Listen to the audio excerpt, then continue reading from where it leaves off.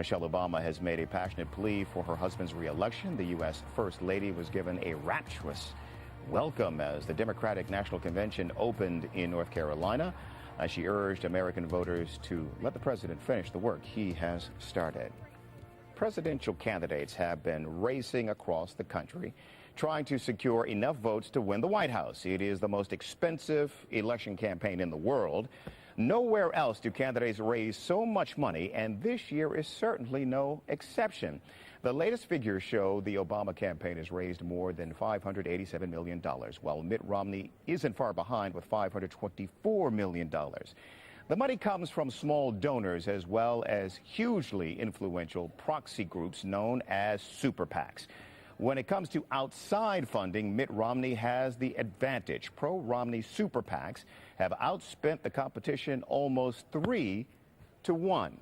The majority of that money is spent on TV advertising, and it has turned this year's campaign especially ugly. Both sides have been accused of negative campaigning.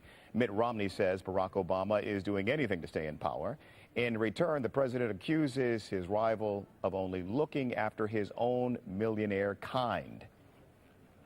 Have you heard of the Romney rule? It's pretty simple. Mitt Romney believes millionaires like him are entitled to pay taxes at a lower rate than teachers, cops, or construction workers. Romney is worth as much as $250 million, but he only paid about 14% in federal taxes last year. That's less than what many middle-class American families pay. American families who are struggling to make ends meet. And while Romney doesn't want millionaires like him to pay a nickel more, he doesn't see the big deal with letting taxes go up by $1,000 for hardworking Americans. That's the Romney rule. Lower taxes for millionaires like Mitt, more pain for middle-class folks like us. It's time to repeal the Romney rule. Sign the petition at theromneyrule.com.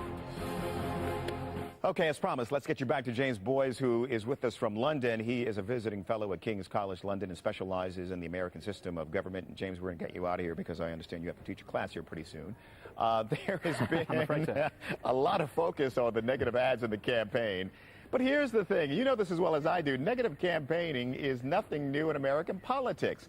So what is your view of whether it's been a particularly negative campaign and your commentary, if you would, on all the hand-wringing going on about the negative campaign? You're absolutely right. We were talking earlier, and you can go right back to the beginning of the Republic when Jefferson ran against Adams, and some of the name-calling that went on back then would have made you blush. There's no doubt about it that things have been problematic from day one.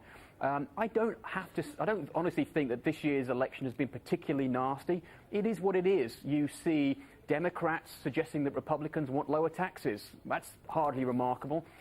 It's slightly problematic when Mitt Romney's Bain Capital is accused of letting some people die.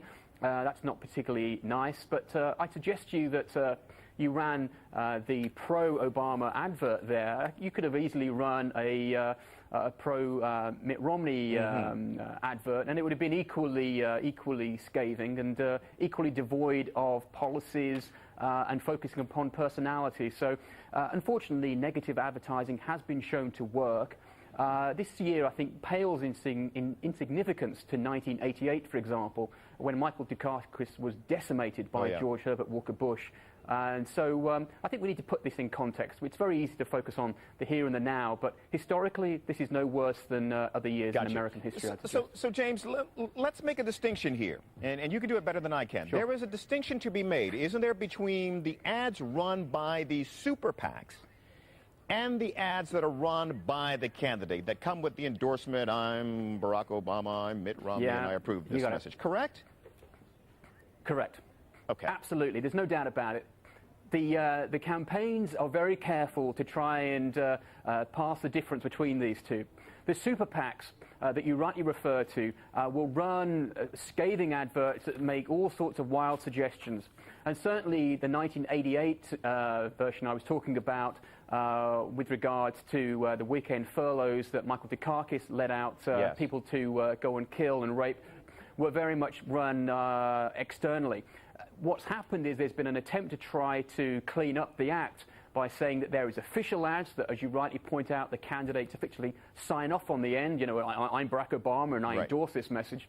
And the more hard-hitting super PAC adverts. The problem is, of course, that they're both basically trying to do the same thing. And attempts by the campaigns to say, well, this is nothing to do with us, really is a rather hard pill to swallow, because, of course, they're both after the same votes. They're both trying to have the same effect, which is to scare the living daylights out of anybody into voting for the right candidate and not, heaven forbid, voting for the wrong candidate. And finally, they crowd out any real discussion of real issues, of which there are many in the United States. Agree or disagree?